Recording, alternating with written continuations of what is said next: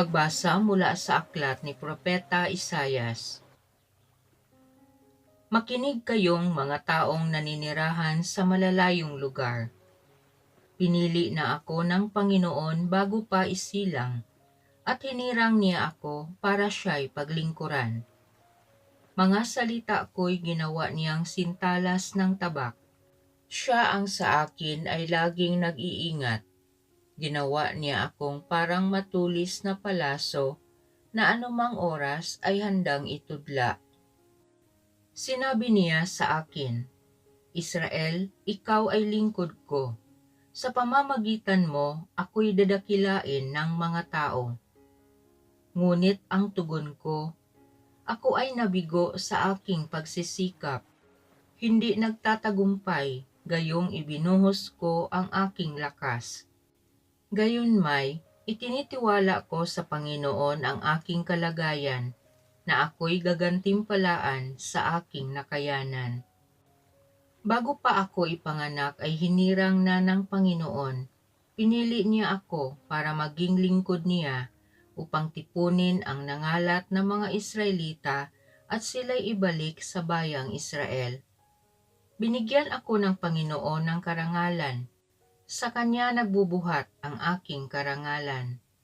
Sinabi ng Panginoon sa akin, Israel na aking lingkod, may mas mahalaga pa akong ipagagawa sa iyo. Bukod sa pagpapanumbalik sa mga Israelitang nalabi, ay gagawin kitang tanglaw ng mga bansa upang lahat sa daigdig ay maligtas. Ang salita ng Diyos. Patuloy kong isasaysay ang dulot mong kaligtasan. Sa iyo lang, Panginoon, lubos akong nananalig. Huwag mo akong pabayaang mapahiya at malupig. Tulungan mo ako ngayon, yamang ikaw ay matuwid. Ako sana ay sagipin, sa daing ko ay makinig. Patuloy kong isasaysay ang dulot mong kaligtasan. Ikaw nawa ang muog ko at ligtas na kakanlungan, matatag na kublihan ko at matibay na sanggalang. Sa lahat ng masasama o Diyos, ako'y ipaglaban. Sa kuko ng mababagsik, huwag mo akong pabayaan. Patuloy kong isasaysay ang dulot mong kaligtasan. Panginoon, sa iyo ko inilagak ang pag-asa. Maliit pang bata ako, sa iyo'y may tiwala na. Sa simula at mula pa, wala akong inasahang mag-iingat sa sarili, kundi tanging ikaw lamang. Kaya naman ikaw poon, pupurihin araw-araw. Patuloy kong isasaysay ang dulot mong kaligtasan. Pagkat ikaw ay dakila, patuloy kong isasaysay. Maghapon kong ihahayag ang dulot mong kaligtasan. Sa pulpa sa pagkabata, ako'y iyong tinuruan. Hanggang ngayoy sinasambit ang gawa mong hinangaan. Patuloy kong isasaysay ang dulot mong kaligtasan. Nagpupuri kami sa iyo, Hari naming Heso Kristo. Masunurin kang kordero sa katubusan ng tao. Hain sa krus ang buhay mo. Ang mabuting balita ng Panginoon ayon kay San Juan. Noong panahong iyon, habang nakahilig kasama ng kanyang mga alagad, nagugulumihanang sinabi ni Jesus, Tandaan ninyo, ako'y ipagkakanulo ng isa sa inyo.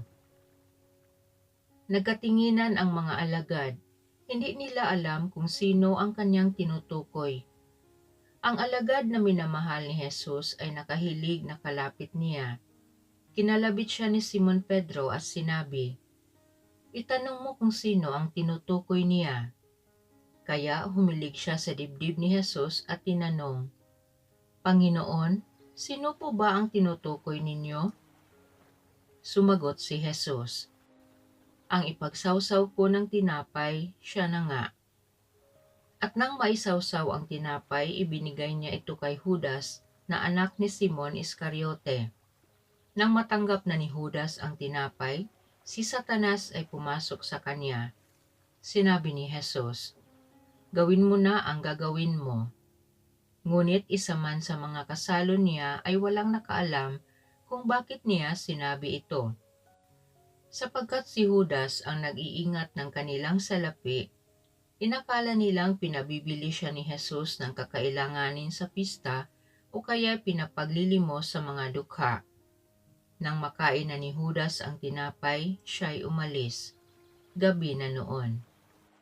Pagkaalis ni Judas ay sinabi ni Jesus, "Ngayoy mahahayag na ang karangalan ng Anak ng Tao at mahahayag din ang karangalan ng Diyos sa pamamagitan niya. At kung mahayag na ang karangalan ng Diyos, ang Diyos naman ang maghahayag ng karangalan ng Anak at gagawin niya ito agad. Mga anak, kaunting panahon na lamang ninyo akong makakasama. Hahanapin ninyo ako, ngunit sinasabi ko sa inyo ngayon ang sinabi ko sa mga Hudiyo, hindi kayo makapupunta sa paroroonan ko." "Saan po kayo pupunta, Panginoon?" tanong ni Simon Pedro. Sumagot si Jesus, "Sa paroroonan ko'y hindi ka makasusunod ngayon, ngunit susunod ka pagkatapos." "Bakit po hindi ako makasusunod sa inyo ngayon?" tanong ni Pedro. "Buhay ko may iaalay ko dahil sa inyo." Sumagot si Jesus, "Iaalay mo ang iyong buhay dahil sa akin?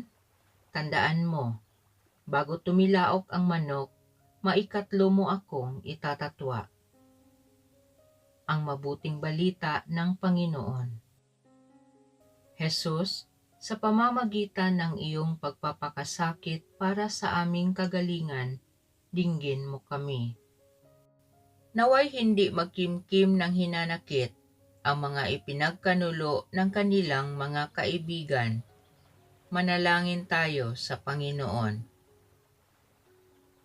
Ang mga makasalanan naway hindi panghinaan ng loob, bagkus maghangad ng kapatawaran sa pamamagitan ng sakramento ng pagkukumpisal. Manalangin tayo sa Panginoon. Ang mga nagdurusa naway magkaroon ng lakas upang tiisin ang kanilang mga pasanin sa buhay. Manalangin tayo sa Panginoon. Ang mga may sakit naway iugnay ang kanilang paghihirap kay Kristo upang maranasan nila ang kapayapaan ng loob. Manalangin tayo sa Panginoon. Naway pagkalooban ng lugar sa kaharian sa langit ang mga yumao. Manalangin tayo sa Panginoon.